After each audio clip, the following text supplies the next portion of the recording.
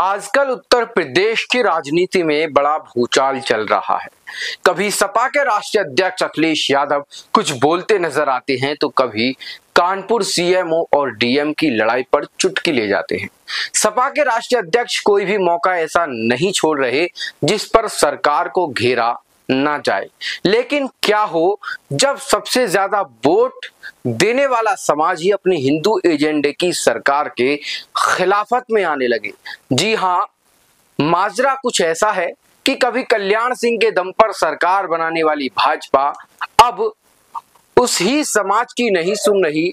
ऐसे कई मौके आए जब समाज के लोगों के खिलाफ मुकदमे लिखे गए, दिन दहाड़े हत्याएं हुई, जिसके चलते साक्षी महाराज ने भी कई बार सरकार में बैठे योगी महाराज को चेताया। लेकिन जिस प्रकार से अब नया खेल कल्याण सिंह और उनके परिवार के साथ खेला जा रहा है, यह भी समझने योग्य है। हाल ही में यूपी बेसिक शिक्षा विभाग का नया फरमान जारी हुआ है कि 30 जून से कम छात्र संख्या वाले प्राइमरी स्कूल अब मर्ज हो जाएंगे। इस संबंध में सभी जिलों के बेसिक शिक्षा अधिकारियों को पत्र भेजकर 30 जून तक निर्णय लेने के आदेश दे दिए गए हैं। पत्र के मुताबिक 20 से कम छात्र संख्या वाले स्कूल इस आदेश की जद में हैं। बेसिक शिक्षा परिषद के सचिव सुरेंद्र कुमार तिवारी द्वारा सभी जिलों को यह दिशा निर्देश जारी कर दिए गए हैं, जिसका उद्देश्य बताया जा रहा है कि पढ़ाई की गुणवत्ता को बेहतर करना और छात्र छात्राओं की बेहतरी के लिए ये निर्णय लिया गया है। पत्र में कहा गया है कि परिषद का मुख्य उद्देश्य संसाधनों का बेहतर उपयोग, ड्रॉप आउट रेट में कमी और गुणवत्तापूर्ण शिक्षा सुनिश्चित करना है। जो कम नामांकन के जो विद्यालय हैं उनको दूसरे विद्यालयों में मर्ज कर दिया जाएगा। अब इस पर विपक्ष भी खुलकर बोलने लगा है। विपक्ष में समाजवादी पार्टी के साथ साथ आजाद समाज पार्टी के चंद्रशेखर आजाद भी अब खुलकर मोदी और योगी सरकार के इस नीति के खिलाफ आ गए हैं, खासकर उत्तर प्रदेश सरकार की, क्योंकि यह निर्णय एक ऐसा निर्णय है कि इसमें कहीं ना कहीं समस्याएं आम जो गरीब परिवार हैं उनके लिए आने वाली हैं।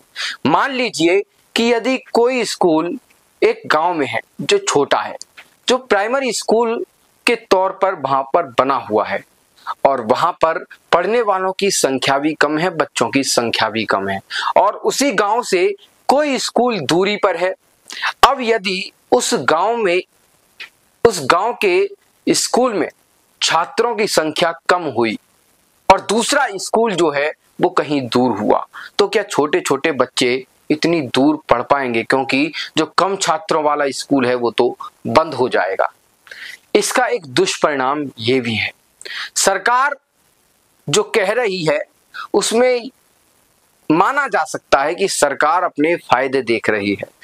फायदे ये देख रही है कि जो एक्स्ट्रा खर्च है उससे बचा जा सकता है, जो शिक्षक भर्ती हैं वो नियमित रूप से आए, इस पर भी विचार किया जा सकता है, और कितने शिक्षकों की जरूरत हो। और साथ ही यहाँ पर सरकार का एक दूसरा एजेंडा भी लग रहा है। वो एजेंडा इस प्रकार का है कि मान लीजिए शिक्षक भर्ती के पद रिक्त हैं और जब 5000 से ज्यादा, ऐसा सुनने में आ रहा है, प्राइमरी स्कूल बंद हो जाएंगे तो उसमें जो 1 या 2 शिक्षक हैं वो दूसरे स्कूल में पढ़ाने के लिए चले जाएंगे और एक ही कक्षा में बैठकर फर्स्ट, सेकंड, थर्ड, फोर्थ तक बच्चों को पढ़ा सकेंगे। आखिरकार इससे क्या स्तर सुधर जाएगा?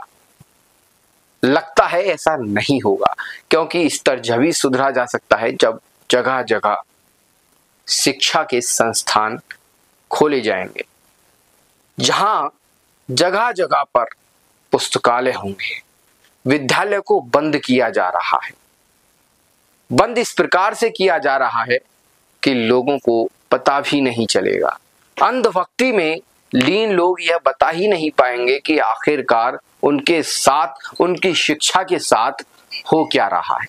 अब बात करते हैं संदीप सिंह की। संदीप सिंह के ऊपर पूरी तलवार चढ़ा दी गई है।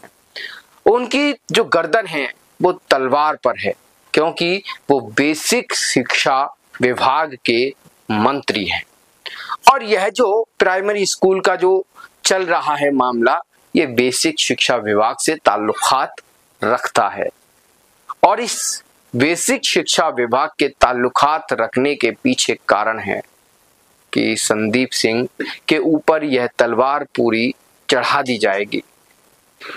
इसका कारण बहुत है, क्योंकि राष्ट्रीय अध्यक्ष और राष्ट्रीय संरक्षक अखिल भारतीय लोधी राजपूत कल्याण महासभा के राजवीर सिंह राजू भैया राष्ट्रीय संरक्षक बनाए गए हैं। राष्ट्रीय अध्यक्ष डॉक्टर साक्षी महाराज, इन्होंने अपना एक ऐसा संगठन खड़ा कर दिया है जो भाजपा को कहीं ना कहीं खतरा लग रहा है। और ऐसे खतरे में यदि संदीप सिंह को सूली पर चढ़ा दिया जाए तो यह ज्यादा नहीं होगा, क्योंकि जब भर्ती नहीं आई है तो संदीप सिंह को ही आगे कर दिया जाता है, क्योंकि वे उस विभाग के मंत्री हैं। लेकिन इसमें कहीं ना कहीं राजनीति प्रदेश के मुखिया योगी आदित्यनाथ भी खेल रहे हैं, और हो सकता है कि भाजपा ऐसा चाह रही हो कि कोई अन्य लोधी लीडर निकले। लेकिन जो भी हो, यहाँ पर शिक्षा मंत्री, बेसिक शिक्षा मंत्री संदीप सिंह अब सूली पर चढ़ चुके हैं। उनको शिक्षा विभाग से लेकर हर विभाग के व्यक्ति कहीं ना कहीं टोकते नजर आएंगे, उन पर सवालिया निशान खड़े करते नजर आएंगे। अब यहाँ से देखना होगा कि संदीप सिंह अपनी साख किस प्रकार से बचा पाएंगे, क्योंकि उनके साथ प्रदेश में तो खेला हो गया है, यह निश्चित है, और उनके विभाग के साथ भी। अब देखना होगा कि आखिरकार संदीप सिंह किस प्रकार से इन सभी घेरों से निकल पाते हैं। यदि संदीप सिंह इन घेरों से निकल पाए और फिर से जो शिक्षक भर्ती के लिए इंतजार कर रहे हैं, जो छात्र हैं, उनको अनुपात समानुपात का फेर ना समझाकर खुलकर अपनी सरकार के खिलाफत में खड़े होते हैं और वे बताते हैं कि कमी कहाँ हुई है, और या फिर जवाब देते हैं उन शिक्षक भर्ती का इंतजार करने वाले छात्रों को, तो कहीं ना कहीं संदीप सिंह भी बच सकते हैं, उनकी साख बच सकती है। अब देखना यह है कि आखिरकार सरकार का आगे का क्या कदम है, क्योंकि इस फैसले के बाद पक्ष हो या विपक्ष हो, पक्ष में भी कुछ लोग इस फैसले के खिलाफ हैं और साथ ही विपक्ष तो पूरा खिलाफ में होगा ही, क्योंकि यह फैसला शिक्षा के लिए है, यह फैसला शिक्षा के लिए लिया गया है। तो आइए देखते हैं कि आखिरकार क्या होने वाला है अग्रिम समय में। तो मेरे साथ बने रहने के लिए आपका बहुत बहुत धन्यवाद।